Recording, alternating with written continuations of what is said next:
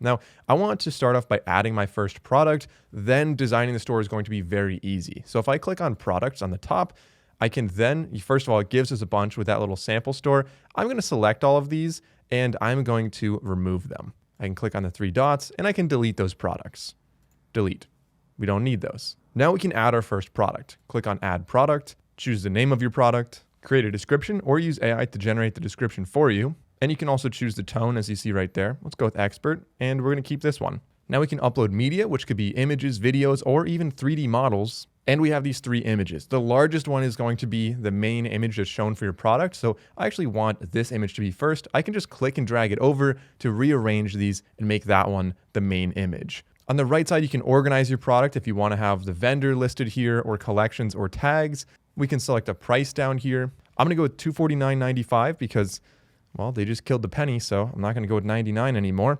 We can add a compare at price, which you can see right here. We can add a unit price if this is something that is like per ounce, for example, or per foot, per yard, per whatever. It'll show you, the units like that. And we can have our cost down here. Now, other people won't see this. This is just for you, but it'll help you track how much profit you're actually making. So you can see on each item, our margins are 62%. We can track inventory. So right now on our only location, let's say we have 100 in stock. And we have options. If we click the little drop down here, do we want to continue selling when it's out of stock and do back orders?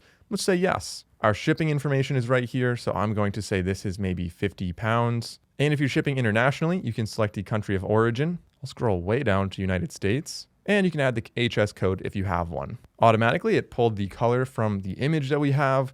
And now we have our listing on the bottom. You can see this is what it's going to show up as on Google. So if you want to change the way the listing is, you can customize that right here. But otherwise, we're ready to go. We have this first listing. I will say save, and we have one product. I'm going to add two more products using the exact same methods, simply by going back to products on the left, clicking add product on the top right, and I won't waste your time. I'm going to add these two off camera.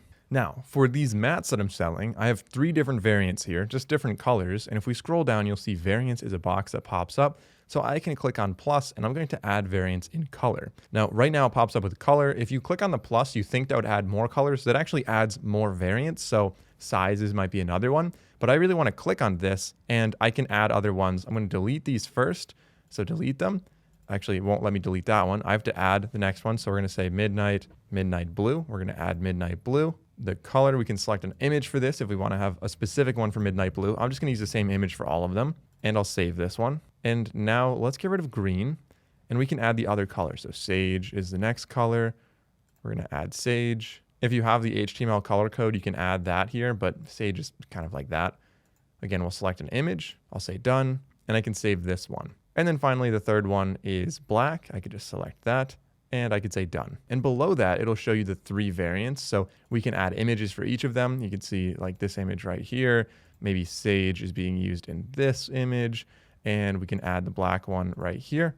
So we now have those three available, and we can have different pricing and we can have different inventory for all of them. So maybe we have 100 of this, one of this, and I don't know, 10 of the last one. So now let's say save, and we have three products now in our store.